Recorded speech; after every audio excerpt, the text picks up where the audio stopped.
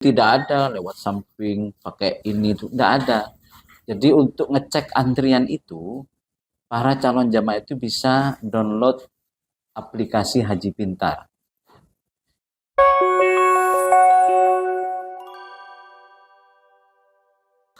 Hai sahabat PWI di PWI Talk, kembali menemani Anda bersama saya Gita, menemani perbincangan-perbincangan menarik seputar umroh dan haji. Ada apa dengan umroh dan haji? Apakah ada yang perlu diperbincangkan lebih serius? Kita akan berbincang-bincang bersama narasumber dari Kementerian Agama Sumeneb. Assalamualaikum Bapak. Waalaikumsalam warahmatullahi wabarakatuh.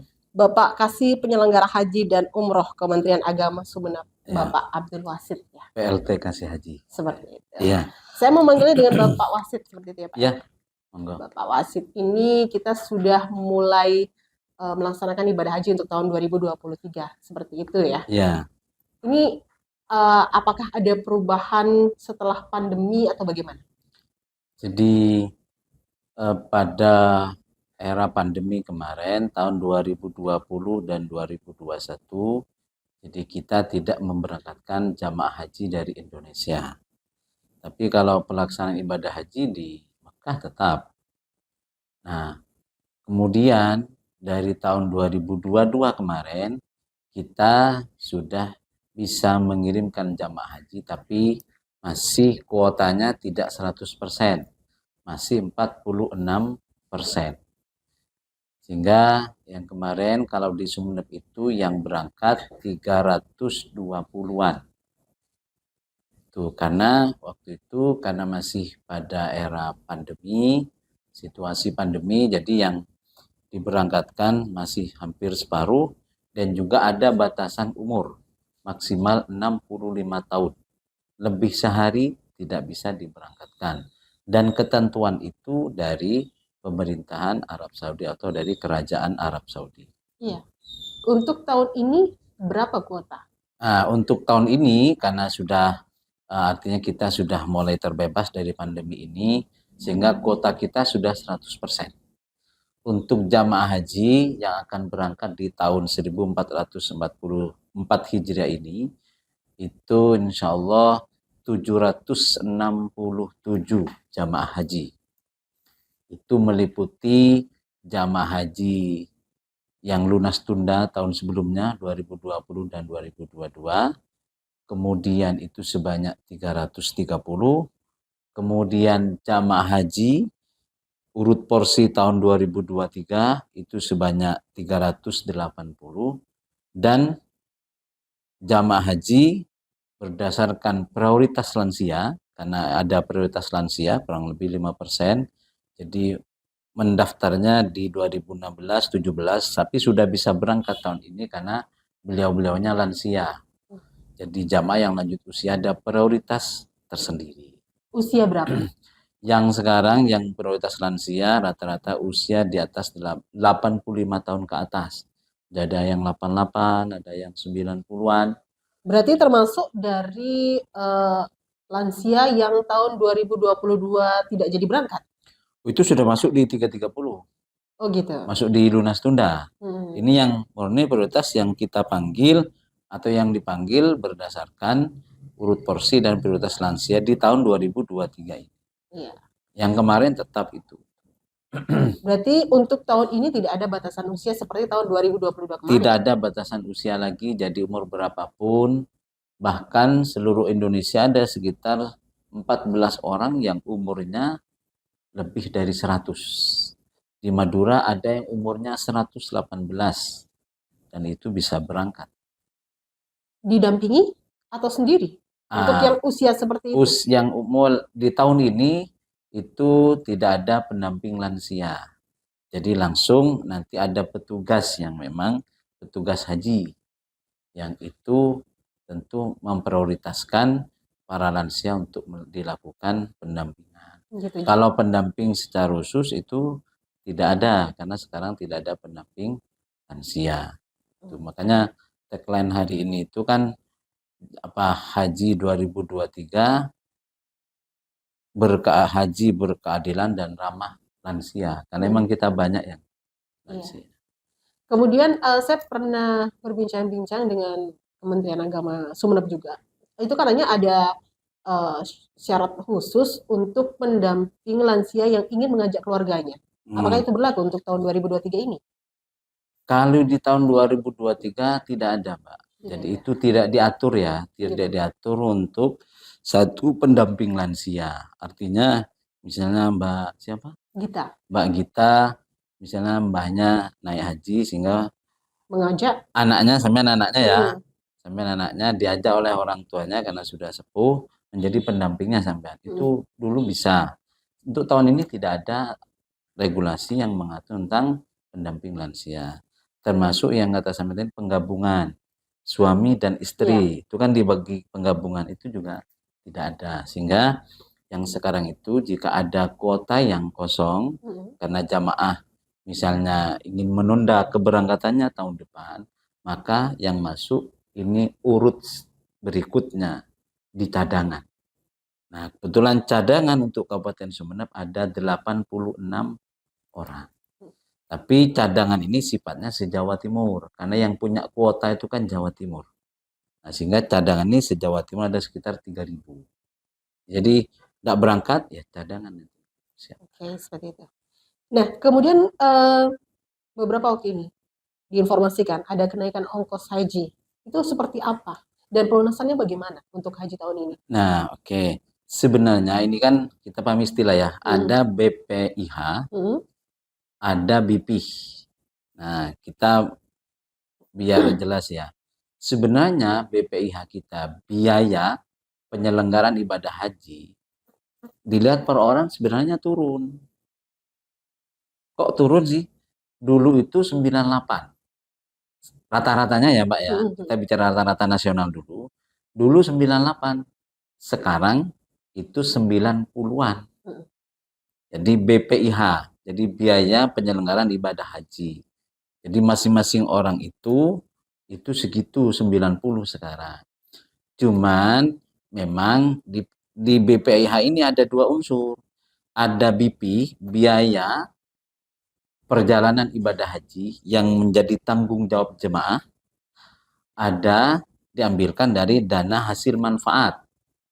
Hasil manfaat dana haji yang dikelola oleh BPKH, Badan Pengelola Keuangan Haji. Dua unsur itu. Jadi BPIH tadi itu biaya penyelenggaraan ibadah haji terdiri dari dua unsur.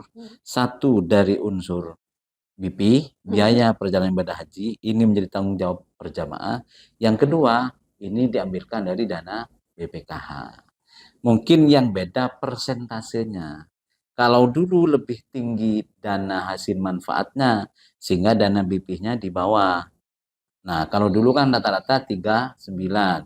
Nah, sekarang rata-rata 49. Sebenarnya biaya keseluruhannya itu turun, Mas.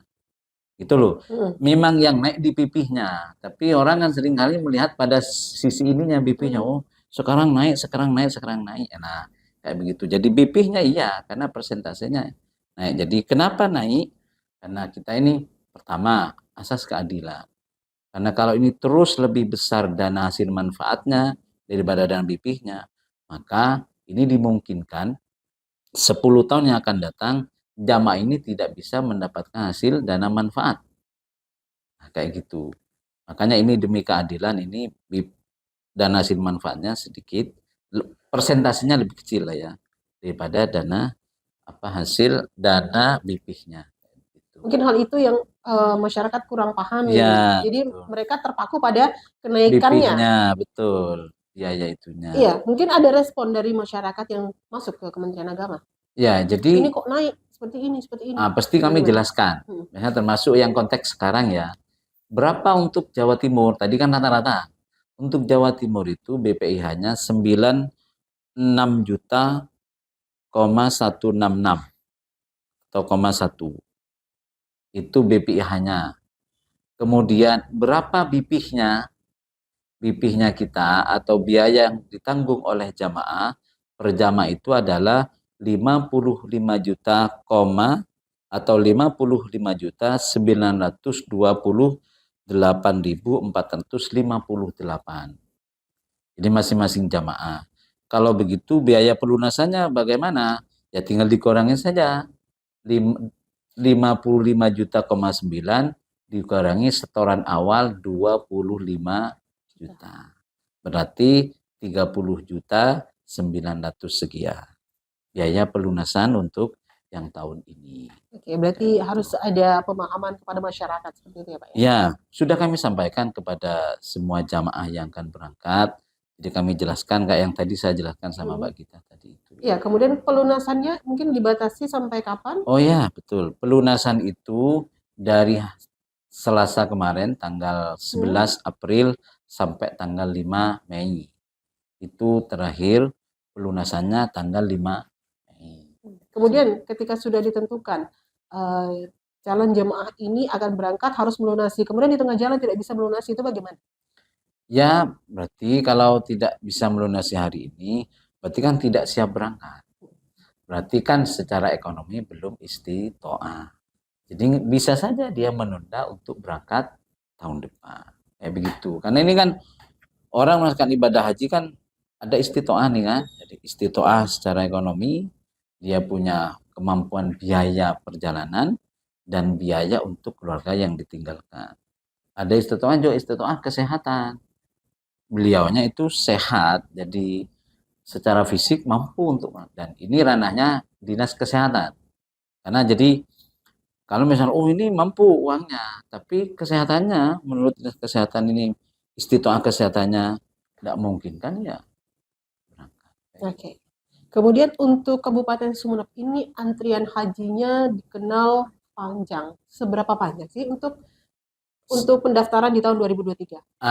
Jadi sekali lagi, jadi yang punya kota kan Jawa Timur. Nah, berarti antrian itu sifatnya provinsi juga Jawa Timur. Antrian Jawa Timur hari ini itu 35 tahun. Tapi di luar Jawa ada yang sampai 46 tahun. Jadi ini kita masih standar. Dan Indonesia ini dibanding dari negara jiran itu sampai ratusan tahun, sampai 100 tahun. Seumur hidup. Iya. Sehingga bisa sampai ke anaknya atau ke cucunya. Jadi memang antrian kita 35 tahun ya. Sehingga kan artinya bagi para calon jemaah yang mau daftar silahkan dengan antrian segitu. Dan antrian ini kita transparan. Sejak beberapa tahun kemarin kita sudah transparan. Jadi tidak ada lewat samping pakai ini itu, tidak ada. Jadi untuk ngecek antrian itu para calon jamaah itu bisa download aplikasi Haji Pintar. Di situ para calon jamaah tinggal masukkan porsinya, langsung klik sudah keluar. Anda berdasarkan estimasi perkiraan kan berangkat tahun ini, tahun hijrahnya sekian, tahun masihnya sekian. Kayak begitu. Kayak saya misalnya ya, saya hari ini kan PLT kasih haji. Saya cek nomor porsi saya sekian, maka berdasarkan urut porsi saya akan berangkat 2042 bersama istri saya. Jadi tidak ada, sudah semuanya termasuk mohon maaf yang dipanggil hari ini datanya by system. Tidak ada main sana main sini, itu tidak ada. Iya. Antrian yang panjang kemarin sempat menjadi perbincangan juga karena ada beberapa masyarakat yang tidak sabar, jadi menarik biaya yang sudah diberikan ke kementerian untuk pelaksanaan ibadah haji tersebut. Itu bagaimana fenomena hal tersebut sampai sekarang? Apakah masih terjadi atau bagaimana? Jadi begini, ada beberapa faktor calon jamaah haji itu melakukan pembatalan atau tarik tabungan. Satu, karena wafat. Yang kedua, karena sakit permanen. Yang ketiga, karena faktor ekonomi. Yang keempat, mungkin ada yang pengen umroh. Jadi, nah sebenarnya kalau yang wafat, sakit permanen, saya himbau jangan dicabut dulu. Karena bisa dilimpahkan kepada ahli waris. Misalnya si A wafat. Gimana? Kalau bisa dilimpahkan. Karena porsinya tetap. Jadi misalnya ini porsi berangkatnya tahun 2026. Wafat tahun ini. Dilimpahkan ke putranya. Nah, maka putranya berangkat tahun 2026. Kayak begitu. Jadi eman-eman gitu loh. Karena kan ini untuk dapat porsi kan tahunan, puluhan tahun kan. Eman ini bisa dilimpahkan ketimbang dicabut. Jadi Siapa saja yang bisa menerima pelimpahan porsi itu? Satu, yang jelas ahli waris. Anak, kandung, menantu tidak bisa. Kemudian suami atau istri, saudara kandung. Itu bisa menerima pelimpahan baik karena wafat atau sakit permanen yang tidak yang artinya yang tingkat kesembuhannya kecil. Ya. Nah, baru yang ketiga memang ada yang karena faktor ekonomi. Kami kan mesti ketika ada orang ingin mencabut tabungan atau melakukan pembatalan, mesti kami edukasi, Mbak. Kami tanya. Jadi, misalnya satu contoh begini ya. Mbak, kita mau melakukan pembatalan. Daftar belum sih? Belum ya? Ya sudah, anggap saja sampean sudah daftar. Insya Allah, Amin. secepatnya. Jadi, begini Mbak Gita, sampean gimana? Saya melakukan pembatalan, Mbak. Karena apa? Karena ini, oh ya. Atau saya ingin melakukan pembatalan atau untuk kakek saya, biasanya begitu ya. Kita edukasi. Tujuan sampean pembatalan apa? Wafat. Oh, enggak pengen dilimpahkan. Kan banyak tahu, pelimpahan gimana? Saya cuma jelaskan. Oke. Sehingga ada yang enggak jadi. Sudah kita. Ada yang ke kami itu orang tuanya sakit. Sakit permanen lah, stroke dia. Sudah lama dan sulit lah untuk berangkat.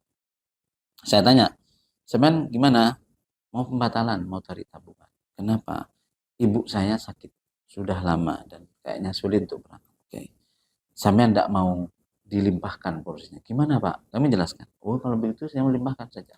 Saya mau cari uang untuk biaya ibu saya, biar ini tetap nanti dilimpahkan ke saya. Termasuk misalnya yang karena faktor ekonomi dan umroh, kita kasih edukasi. Nah baru kalau kemudian sudah kekeh, ya silakan. Oh ini uangnya jemaah kok, kita tidak punya kewenangan untuk membatasi atau apapun. Tapi kan tanggung jawab kami secara institusional bagaimana jamaah itu nantinya dalam mengambil keputusan bisa mengambil keputusan yang paling tepat, yang paling baik. Gitu. Oke.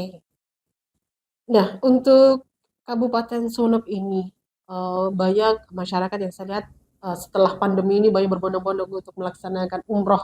Mungkin juga melihat karena daftar antrian hajinya terlalu panjang. Umroh sekarang sepertinya jadi hal yang wah daripada liburannya kemana, mending liburannya melalui umroh. Ada berapa banyak travel umroh sih di Kabupaten Sumeneb ini? Yang travel umroh? Iya. Travel umroh itu di Sumeneb ini sekitar 20-an lebih. Jadi kan ada gini, travel umroh itu yang ada pusat, ada cabang. Pusat itu memang pusatnya di sini. Nah, di Sumeneb itu ada 3. Di antaranya ada PPU istilahnya ya, penyelenggara, PPIU, penyelenggara perjalanan ibadah umroh. Itu istilah PPU ya. Travel ke bahasa sama travel ya. PPU itu yang pusatnya di sini ada 3. Ada Raudah, ada Asfanur, kemudian ada Valisa. Itu. Yang cabang itu ada 4 di Sumeneb. Jadi kan setiap PPU itu bisa buka cabang di masing-masing kabupaten. Misalnya yang pusatnya Sumeneb buka di Pamekasan dan bisa lebih dari 1 cabang. Dan yang menjadi cabang di Sumeneb ada 4. Nah, yang bukan pusat, bukan cabang itu lumayan, ada sekitar 16 atau bahkan lebih yang artinya punya kantor, tapi dia tidak berstatus sebagai cabang. Pun juga pusat. Kalau yang dikelola oleh Kementerian Agama? Oh, enggak boleh dong kita mengelola PPU karena penyelenggaraan ibadah umroh itu diselenggarakan oleh Biro Travel atau PPU dalam bahasa kita. Kayak begitu. Iya, kembali seputar haji ini ada hal yang ketinggalan ini. Kalau misalkan saya warga Sumeneb ingin mendaftar di luar Jawa Timur, apakah boleh? Mendaftar haji boleh. Nggak apa-apa, boleh. Nanti pindah kloter, boleh. Tapi prosedurnya agak panjang ya. Boleh. Berarti tidak ada syarat khusus. Jadi sesuai KTP kalau di Kabupaten Sumeneb, berarti saya mendaftarnya di Sumeneb gitu. Oh, enggak, boleh. Daftar di tempat lain.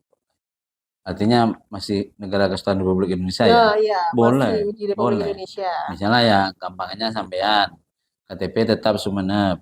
Bekerja tiba-tiba mutasi di Surabaya, daftar di Surabaya. Surabaya tetap Jawa Boleh. Timur. Misalnya Mungkin di luar Jawa Jogja Timur, ya, ya, betul. boleh, tidak apa-apa. Boleh. Tidak ada persyaratan khusus Tidak ada untuk persyaratan khusus. haji seperti itu. Baik, terakhir mungkin ada yang disampaikan kepada pemirsa PWI Tol tentang haji dan umroh. Oke, melaksanakan ibadah.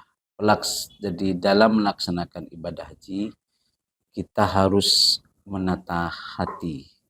Karena ibadah haji tujuannya untuk mendapatkan ridho ilahi. Jangan sampai dinodai dengan satu perilaku yang kurang terpuji. Yang itu akan mencederai kekhusyuan dan dimakbulnya haji yang kita jalan. Terima kasih. Terima kasih Bapak Abdul Wasid sudah menyempatkan waktu Ya, berkunjung ke sama-sama. PWI Tol.